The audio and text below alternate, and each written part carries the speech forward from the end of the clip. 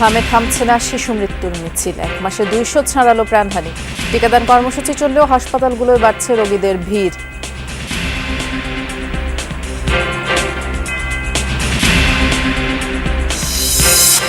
সংকট নেই, সরকারের এই আশ্বাসের চিত্র বাস্তবে একেবারেই ভিন্ন। 24 ঘন্টা লাইনে দাঁড়িয়েও অনেকে পাচ্ছেন না জ্বালানি তেল, বাড়ছে ভোগান্তি। রাত্রে শোয়ার 12টা বাজে ঘুরে গেছি, পাই নাই। 300 জনের পিছনে এখনো। রাত 9টাতে গিয়ে ধর্ণা দিয়ে আসি। এখন যদি বিএফআই ফার্স্ট টাইমে নেয় তাহলে এটা তো হবে না। রাতের 9টার সময় আসছি, এই প্রায় 1300 ঘন্টা খানেই আসছিলাম। কাল থেকে হজ ফ্লাইট শুরু। নন ব্যালটিরা দেশে পাচ্ছেন নুসুক কার্ড, মক্কায় পাবেন ব্যালটিরা। আর কোটি টাকা খরচায় কর্মকর্তাদের সৌদি সফর ঘিরে বিতর্ক। হজ ক্যাম্পের সার্বিক প্রস্তুতি ইতিমধ্যে সম্পন্ন করেছি এবং আমাদের সর্বশেষ যে ছোটোখাটো ত্রুটিগুলো রয়েছে সেগুলোকে আমরা মেরামত করছি। গণভোটের রায় বাস্তবায়নে 2 সপ্তাহের কর্মসূচি ঘোষণা। 11 দলীয় ঐক্যের বার কাউন্সিল নির্বাচন স্থগিতের বিষয়ে সংসদে আইনমন্ত্রীর কাছে এনসিপির প্রশ্ন।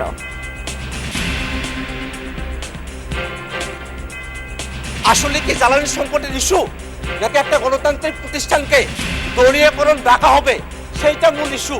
এই দুটা বিষয়ে একটা সিদ্ধান্ত আসা প্রয়োজন মাননীয় স্পিকার।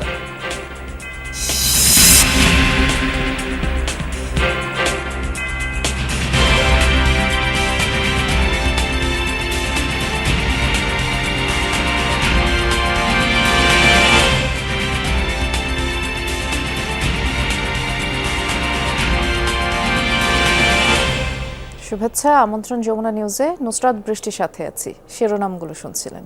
হাম ও উপসর্গ নিয়ে 24 ঘন্টায় আরও 8 জনের মৃত্যুর খবর জানালো স্বাস্থ্য অধিদপ্তর। রাজধানীতেই 4 জন মারা গেছে। গত 15 মার্চ থেকে এখন পর্যন্ত 206 জনের প্রাণহানির তথ্য জানানো হলো। স্বাস্থ্য অধিদপ্তরের হিসেবে হামের উপসর্গ নিয়ে 24 ঘন্টায় রাজশাহী, সিলেট ও চট্টগ্রামে মৃত্যু হয়েছে 4 জনের। রাজশাহী মেডিকেলে 24 ঘন্টায় এই রোগীর উপসর্গ নিয়ে ভর্তি হয়েছে 11 জন, আর চিকিৎসা শেষে বাড়ি ফিরেছে 29 জন। রাজশাহী বিভাগ ছাড়াও ময়মনসিংহ, চট্টগ্রাম, বরিশাল, সিলেট, রংপুর, খুলনা বিভাগেও হামে আক্রান্তের সংখ্যা বেড়েই চলছে। বিভিন্ন জেলার সদর হাসপাতালে শয্যার সংকটে ওয়ার্ডের বাইরে রেখেও রোগীদের চিকিৎসা দেওয়া হচ্ছে, এতে করে সংক্রমণ ঝুঁকি বাড়ছে। এদিকে দেশের 4 সিটি কর্পোরেশন এবং 30 উপজেলায় হামের বিশেষ টিকাদান কর্মসূচি চলছে। সোমবার 20 এপ্রিল থেকে সারা দেশে এই কর্মসূচি শুরু হবে।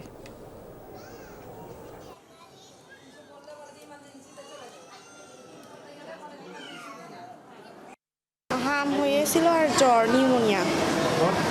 এই যে চিকিৎসা চলছে, গ্যাস দেওয়া হচ্ছে।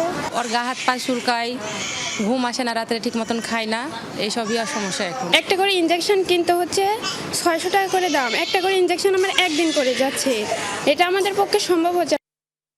হামের সার্বিক পরিস্থিতি সম্পর্কে আমরা আরো বিস্তারিত জানবো। চাঁদপুরে কি অবস্থা সেটি জানবার চেষ্টা করছি। সহকর্মী ইব্রাহিম রনি অপেক্ষা করছেন আমাদের জন্য। ইব্রাহিম, যারা ভর্তি হচ্ছেন হামের উপসর্গ নিয়ে, তারা যথাযথ চিকিৎসা সেবা পাচ্ছেন কিনা? চাঁদপুরের হামের সার্বিক অবস্থা কেমন দেখছেন জানাবেন। চাঁদপুরে গত 24 ঘন্টায় নতুন করে 12 জন হাম সন্দেহে জেলার বিভিন্ন হাসপাতালে এসেছেন। তাদের চিকিৎসা চলছে আইসোলেশন ওয়ার্ডে। এই মুহূর্তে এই চাঁদপুর সদর হাসপাতাল আইসোলেশন ওয়ার্ডে এই মুহূর্তে 25 জন হাম সন্দেহের রোগী চিকিৎসাধীন আছেন। তো জেলায় কিন্তু এ পর্যন্ত 3 শতাধিক হাম সন্দেহে যারা চিকিৎসা নিতে এসেছেন তাদের স্যাম্পল কালেকশন করে কিন্তু ঢাকায় পাঠানো হয়েছে। এই রিপোর্ট গুলো আসছে না, সে কারণে জেলায় এখনো হামের সেটি কিন্তু শনাক্ত হয়নি। যেটি 1 সপ্তাহ আগে শনাক্ত হয়েছিল সেই সংখ্যাটি রয়ে গেছে এখন পর্যন্ত। নতুন রিপোর্ট যেহেতু আসেনি সে কারণে শনাক্ত করা যায়নি। আর জেলায় কিন্তু এ পর্যন্ত রোগী যারা আসছে চাঁদপুর সদর হাসপাতালে তাদের কিন্তু চিকিৎসা চলছে। সংকট রয়েছে, যেহেতু রোগীর চাপ বেশি, অন্যান্য রোগীরাও আছে, সে কারণে ওষুধ সংকট রয়েছে, শয্যা সংকট রয়েছে। এখানে দেখতে পাচ্ছেন যে মেঝেতে কিন্তু হাসপাতালের মেঝেতে করিডোরে তাদের চিকিৎসা চলছে। আমি কথা বলছিলাম চাঁদপুর সিভিল সার্জন সাথে সম্পর্কে, টিকা কার্যক্রম সম্পর্কে। তারা যেমনটি জানিয়েছেন এ পর্যন্ত 50,000-এর বেশি শিশুকে হামের টিকা দেওয়া সম্ভব হয়েছে। যেটি আগামীতেও অব্যাহত থাকবে। তো এই ছিল চাঁদপুর থেকে সর্বশেষ। নুসরাত। শুনছিলাম, ধন্যবাদ ইব্রাহিম। কারো অপেক্ষা 12 ঘন্টার, কেউ ঠায় দাঁড়িয়ে 24 ঘন্টার উপর, তবুও কাঙ্ক্ষিত জ্বালানি তেল পাচ্ছেন না। সময়ের সাথে ক্রমান্বয়ে এই সংকট বাড়ছে। পাম্প মালিকরা বলছেন চাহিদার অস্বাভাবিক বৃদ্ধি আর ডিপো থেকে মূল চাহিদার 1/3 সরবরাহেই বাড়ছে জট। দীর্ঘ এই যানবাহনের লাইনের শুরু আছে, কিন্তু শেষ খুঁজে পাওয়া মুশকিল। জ্বালানি তেলের জন্য মধ্যরাত থেকে দুপুর অবধি দুঃসহ এই অপেক্ষা। এই যেমন মিরপুরের শাহ আলম। কল্যাণপুরের এই পাম্পে বুধবার দুপুর 12টায় সিরিয়াল দেন তিনি। সন্ধ্যা নাগাদ পৌঁছান নজেলের সামনে, ততক্ষণে শেষ মজুদ তেল। তারপর থেকে 24 ঘন্টারও বেশি সময় ধরে তিনি অপেক্ষায়। নজলটা আমার গাড়িতে লাগাবে, তো সেই পর্যায়ে তেলটা শেষ হয়ে যায়। তখন গাড়ি তো আর আমি নিয়ে যেতে পারবো না, গাড়ি তো একবারে আমার তেল নাই, দেখে আমি গাড়িটা বন্ধ। এদিকে আসাদ গেটের পাম্পে সকাল 11টাতেই শেষ জ্বালানি তেল। গত রাত থেকে লাইনে দাঁড়িয়ে 12 ঘন্টা পরও তেল পাননি গ্রাহকরা। তেল নিতে আবারও অপেক্ষা সন্ধ্যা 6টা পর্যন্ত। অলরেডি 2টা পাম্পে দাঁড়াইছি, সেখানে সিরিয়াল যখন আমার শেষের দিকে আসে সেই মুহূর্তে তেল শেষ। তো বিশেষ ছুটি নিয়ে এসেছি যে তেল লাগবে, তেল ভরতাছি। ভিআইপি মুভমেন্ট করে মিনিমাম 40টা বাইক মানে রং সাইড দিয়ে এসে ঢুকে, আর আমরা বসে থাকি 5 ঘন্টা। রাত 3টায় আসছি, আবার যদি সন্ধ্যা 6টার পর তেল দেয় তাহলে আমরা বাসায় যাব কখন? এই কর্মজীবন তো আমরা রাইড শেয়ার যারা করি তাদের সাথে আমাদের এখন জীবনে একটা অভিশপ্ত জীবনে দাঁড়াইছে, না আছে কর্ম এই তেলের জন্য। তেল নিয়ে সংকট আর ভোগান্তির দৃশ্য এখন নিত্যকার। এর মাঝে ভিআইপি লাইন নামে পৃথকভাবে জ্বালানি সরবরাহের অভিযোগও তুলছেন সাধারণ গ্রাহকরা। এ পরিস্থিতিতে শারীরিক কষ্টের পাশাপাশি নষ্ট হচ্ছে কর্মঘণ্টাও। এতে অতিষ্ঠ গ্রাহকরা চান স্পষ্ট ব্যাখ্যা, চান প্রতিকার। ফজরের নামাজ পড়লাম, মসজিদে একটু রেস্ট নিলাম, তারপরও মনে করেন শরীর আর চলতেছে না, জানি না এই অবস্থা কবে শেষ হবে। ডবল লাইন দিচ্ছে, এই ডবল লাইন যদি দেয় তো তাহলে তো আর এদিকের গাড়ি পাবে না। যদি আমরা সিরিয়াল ধরি তাহলে অফিস করব কখন? সরকার বারবারই বলছে জ্বালানি তেলের সংকট নেই অন্তত 2 মাস, অথচ পাম্পগুলোর চিত্র একেবারেই ভিন্ন। পাম্প সংশ্লিষ্টরা বলছেন অস্বাভাবিক হারে বেড়েছে প্যানিক বাইং, কিন্তু চাহিদার তুলনায় সরবরাহ অপর্যাপ্ত। এই উভয় সংকটে এখন পাম্প চালানোই দুষ্কর। চাহিদার তুলনায় আমাদের সরবরাহটা খুবই কম, তো যার কারণে হচ্ছে যে প্রতিদিনই মানুষের সাথে একটা ঝগড়াঝাঁটি কাচার লেগেই থাকে। তো এই মুহূর্তে আসলে এই ব্যবসাটা করাও এখন জটিল হয়ে দাঁড়িয়েছে আমাদের পক্ষে। ডেলি আমাদের মনে করেন 30-35 হাজার লিটার তেল লাগে, তো সেখানে যদি আমি 13,500 বা 18,000 পাই, তাহলে বাদবাকি দেওয়া মানে সময়টা তো আপনার পাম্প বন্ধই থাকে। শিগগিরই ফুয়েল পাস কার্যকরের দাবি তুলেছেন গ্রাহকরা। পাশাপাশি পাম্পে বাড়াতে হবে তেলের সরবরাহ। তাদের প্রত্যাশা এতে কিছুটা হলেও কমবে সংকট। সুমাইয়া ঐশী, যমুনা নিউজ, ঢাকা। আগামীকাল মধ্যরাতে শুরু হচ্ছে পবিত্র কাবার উদ্দেশ্যে হজগামীদের অন্যতম ধর্মীয় যাত্রা। রাত 12:30টায় ঢাকা থেকে 419 জন যাত্রী সৌদি আরবের পথে রওনা করবেন, আর এই কার্যক্রম উদ্বোধন করবেন প্রধানমন্ত্রী তারেক রহমান। এই উপলক্ষে রাজধানীর আশকোনা হজ ক্যাম্পে সবশেষ প্রস্তুতি চলছে। আল্লাহর পবিত্র ঘরে হাজির হবেন তার বান্দারা। কাবার পথ ধরতে বৃহস্পতিবার সকাল থেকে হজ ক্যাম্পে আসতে শুরু করেছেন মুসল্লিরা। রাজধানীর আশকোনা হজ ক্যাম্পে তাই শেষ মুহূর্তের ব্যস্ততা। যাত্রীরা প্রস্তুত হচ্ছেন তাদের জীবনের অন্যতম গুরুত্বপূর্ণ এই ধর্মীয় সফরের জন্য। এমন এক সময় এই যাত্রা যখন মধ্যপ্রাচ্যের আকাশে ফুরুচ্ছে না বারুদের গন্ধ। তারপরেও আল্লাহর সন্তুষ্টি অর্জনে একাট্টা সবাই। কোনো আতঙ্ক নাই, ইনশাআল্লাহ আমাদের পররাষ্ট্র মন্ত্রণালয় ব্যবস্থা রেখেছে, যদি এমন কোনো পরিস্থিতি সৃষ্টি হয় তারা সেই ব্যবস্থা নেবে ইনশাআল্লাহ। যুদ্ধ বিগ্রহ ওখানে না হয় এটা আশা করতেছে, এর জন্য আল্লাহর কাছে দোয়া। এখানে হানাহানি গন্ডগোল এটা যেন না হয়, ওটার জন্য তো আল্লাহর কাছে আমরা ফরিয়াদ জানাবো। হজযাত্রা নিরাপদ করতে কাজ করছেন ধর্ম ও পররাষ্ট্র মন্ত্রণালয়। আশকোনা ক্যাম্পে কাজ করছে ইসলামিক ফাউন্ডেশনের স্বেচ্ছাসেবক দল। বৃহস্পতিবার বিকেল পর্যন্ত মেলেনি অব্যবস্থাপনার কোনো অভিযোগ। সবগুলো ভালো আছে, সুন্দর পরিবেশ, সব ভালো আছে। আল্লাহর রহমতে সব ঠিক আছে, আল্লাহ শুকরিয়া। এখন আগামীকাল রাত 12:30টায় আমার ফ্লাইট, বাংলাদেশ বিমান। ফার্স্ট ফ্লাইটে আল্লাহর রহমতে আল্লাহ যদি কবুল করে আমরা ফার্স্ট ফ্লাইটে যাবো আর। এবারও হজযাত্রীর কোটা পূরণ হয়নি বাংলাদেশে। সব মিলিয়ে এবার ৭৮,৫০০ মুসল্লি পবিত্র হজ পালনের উদ্দেশ্যে সৌদি আরবে যাচ্ছেন, যার প্রায় ৩০,০০০ জনই নারী। হজের খরচটি হঠাৎ করেই বেড়েছিল, বিগত সরকারের সময় অনেক বেশি, সে কারণে অনেক ধর্মপ্রাণ মুসলমান হজ বিমুখ হয়। আমরা গত 2 বছরে বিমান ভাড়াটা অনেক কমিয়েছি। এই বছর আমাদের বর্তমান যে গণতান্ত্রিক সরকার, সেই সরকারের কমিটমেন্ট হজ যাত্রীদের খরচ আরও কমানো। আমরা আশা করি আগামী দিনে বিমান ভাড়া আরও কমবে, সার্বিকভাবে হজের খরচ আরও কমবে। এবছর প্রত্যেক হজযাত্রীর জন্য নুসুক কার্ড বাধ্যতামূলক, যার মাধ্যমে সৌদি আরবে সব সেবা পাবেন হজযাত্রীরা। নন ব্যালটি হাজিরা ঢাকায় এই কার্ড পাচ্ছেন, ব্যালটিরা পাবেন মক্কা পৌঁছে। মিনা, আরাফা এবং মুজদালিফা এই এরিয়াটাকে মাশায়ের এরিয়া বলা হয়। সেই এরিয়াতে কিন্তু এই নুসুক কার্ড ব্যতীত যাওয়া যায় না। এবং হজ মৌসুমে সৌদি সরকার খুব কড়াকড়ি আরোপ করেন যে নুসুক কার্ড ছাড়া ইনফ্যাক্ট আপনি আপনার হোটেল থেকে বের হতে পারবেন না। হজযাত্রীর সাথে কোনো এজেন্সি প্রতারণা করলে কঠোর ব্যবস্থা নেয়ার হুঁশিয়ারি সংশ্লিষ্টদের। আল আমিন হক অহন, যমুনা নিউজ, ঢাকা। কোটি কোটি টাকা খরচ করে এক ঝাঁক কর্মকর্তাকে সৌদি আরব পাঠাচ্ছে বিমান কর্তৃপক্ষ। বলা হচ্ছে তাদের মাধ্যমে হজ যাত্রীদের অধিকতর সেবা দেওয়া হবে। তালিকায় গ্রাহক সেবা বিভাগের প্রধান সহ আছেন বেশ কয়েকজন ঊর্ধ্বতন কর্মকর্তা। গত বছর হজ অপারেশনে এমন কাউকে পাঠানো হয়নি। বর্তমান পরিস্থিতিতে রাষ্ট্রীয় উড়োজাহাজ সংস্থার এমন পদক্ষেপকে অপ্রয়োজনীয় এবং হজের নামে বিদেশ ভ্রমণ বলে মন্তব্য করেছেন টিআইবির নির্বাহী পরিচালক ডক্টর ইফতেখারুজ্জামান। আরও জানাচ্ছেন সহকর্মী আব্দুল্লাহ তুহিন। গেলবারের তুলনায় এবার দেশ থেকে হজযাত্রী প্রায় 25,000 কম। আগেরবার না থাকলেও এবার 35 বিমান কর্মকর্তাকে পাঠানো হচ্ছে হজযাত্রীদের বিশেষ সেবায়। সৌদি আরবে প্রায় 2 মাস অবস্থান করবেন তারা। খরচ হবে 8 কোটি টাকারও বেশি। প্রতিদিন প্রত্যেককে ভাতা হিসেবে দেওয়া হবে 32,000 টাকা। বহরের নেতৃত্বে থাকবেন গ্রাহক সেবা বিভাগের পরিচালক বদরুল হাসান লিটন। 3 গুণ কাজ তাদেরকে চাপিয়ে দেওয়া হচ্ছে, এটা অমানবিক। আর আপনারা এই জন্য এটা 35 সংখ্যাটা সঠিক হয় না, এটা 3 টাইমস করা দরকার ছিল। এই কিচ্ছুতা সাধনের কথা বলেই কিন্তু 35 আনা হয়েছে। 40,000ই তো আপনি হবে, তো ওইগুলো মেনটেন করা কিন্তু খুবই টাফ হবে। এখানে কেউ মানে করতে যাচ্ছে না। এবং বিমানের ইতিহাসে আছে প্রত্যেকবার গেছে, গতবার মিস করাতে অনেক সমস্যা হয়েছে। গত বছর হজ অপারেশনে বড় কোনো অভিযোগ ছিল না যাত্রীদের। সরকারের খরচ ছিল অন্য যে কোনো বারের তুলনায় কম। তবুও বিমান কর্মকর্তাদের সফরকে অস্বাভাবিক বলছে টিআইবি।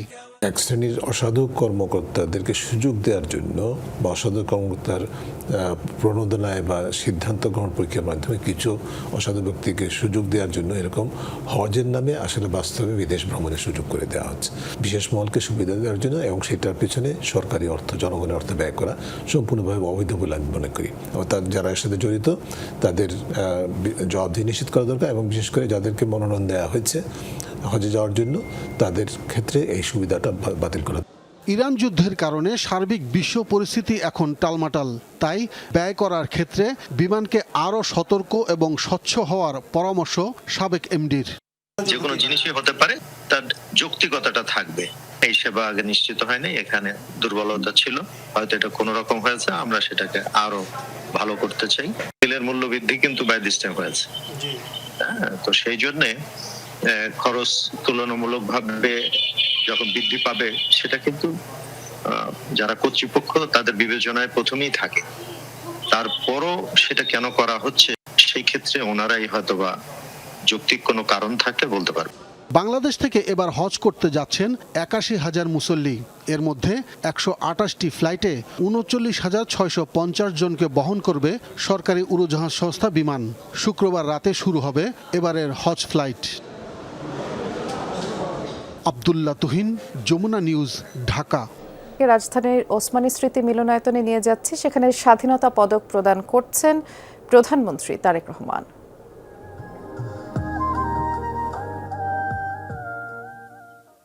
পরবর্তী পুরস্কারটিও মুক্তিযুদ্ধ ক্ষেত্রে পাচ্ছেন মেজর মোহাম্মদ আব্দুল জলিল, মরণোত্তর। মেজর মোহাম্মদ আব্দুল জলিল 1942 সালের 9 ফেব্রুয়ারি বরিশাল জেলার উজিরপুর থানার উজিরপুর গ্রামে জন্মগ্রহণ করেন। তিনি 1960 সালে উজিরপুর ডিএস ইনস্টিটিউশন থেকে কৃতিত্বের সঙ্গে মাধ্যমিক পরীক্ষায় উত্তীর্ণ হন। দেশপ্রেম ও কর্তব্যবোধ থেকে তিনি পাকিস্তান সেনাবাহিনীতে এবং সামরিক প্রশিক্ষণ গ্রহণ করে 12 নম্বর ক্যাভালরি রেজিমেন্টে কর্মকর্তা হিসেবে দায়িত্ব পালন করেন। 1971 সালে বাংলাদেশের মুক্তিযুদ্ধ শুরু হলে তিনি নিজ কর্মস্থল ত্যাগ করে মুক্তিযুদ্ধে অংশগ্রহণ করেন। বরিশাল অঞ্চলে ফিরে স্থানীয় যুবকদের সংগঠিত করে প্রতিরোধ গড়ে তোলেন এবং পরে সেক্টর 9 অধিনায়ক হিসেবে দায়িত্ব পালন করেন। তার নেতৃত্বে বরিশাল, পটুয়াখালী, খুলনা ও সুন্দরবন সহ দক্ষিণাঞ্চলের বিভিন্ন সামরিক অভিযান পরিচালিত হয়। 1989 সালের 19 নভেম্বর তিনি মৃত্যুবরণ করেন। মুক্তিযুদ্ধে গৌরবোজ্জ্বল ও কৃতিত্বপূর্ণ অবদানের স্বীকৃতি স্বরূপ মেজর মোহাম্মদ আব্দুল জলিলকে স্বাধীনতা পুরস্কার 2026-এ প্রদান করা হলো। মেজর মোহাম্মদ আব্দুল জলিলের পক্ষে পুরস্কার গ্রহণ করার জন্য তার কন্যা ব্যারিস্টার সারা জলিলকে অনুরোধ করতেন।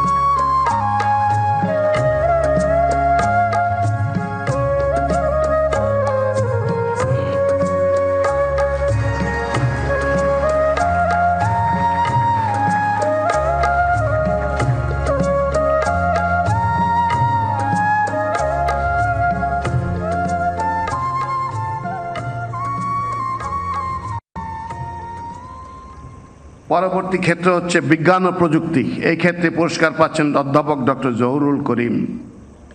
অধ্যাপক ডক্টর জহুরুল করিম 1948 সালের 15 আগস্ট ব্রাহ্মণবাড়িয়া জেলার সদর উপজেলার ছোট হরণ গ্রামে জন্মগ্রহণ করেন।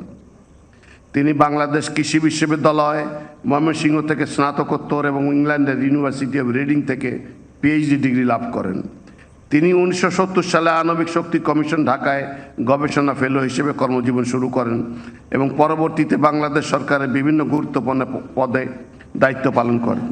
তিনি বাংলাদেশে কৃষিতে জলবায়ু পরিবর্তন গবেষণার পথিকৃৎ, ধান ক্ষেতের মাটিতে ফেরিহাইড্রেট খনিজ শনাক্ত, প্রথম খরা তীব্রতা মানচিত্র প্রণয়ন, স্বল্পমেয়াদী ধানের জাত উদ্ভাবন এবং লবণাক্ততার মাত্রা নির্ধারণ, মানচিত্র শ্রেণীবিন্যাস প্রণয়নে তার অবদান রয়েছে। বিজ্ঞান ও প্রযুক্তিতে গৌরবোজ্জ্বল কৃতিত্বপূর্ণ অবদানের স্বীকৃতি স্বরূপ অধ্যাপক ডক্টর জহুরুল করিমকে স্বাধীনতা পুরস্কার 2026 প্রদান করা হলো। অধ্যাপক ডক্টর জহুরুল করিমের পক্ষে পুরস্কার গ্রহণ করার জন্য তার পুত্র ডক্টর মোহাম্মদ হালিমুর রশিদকে অনুরোধ করছি।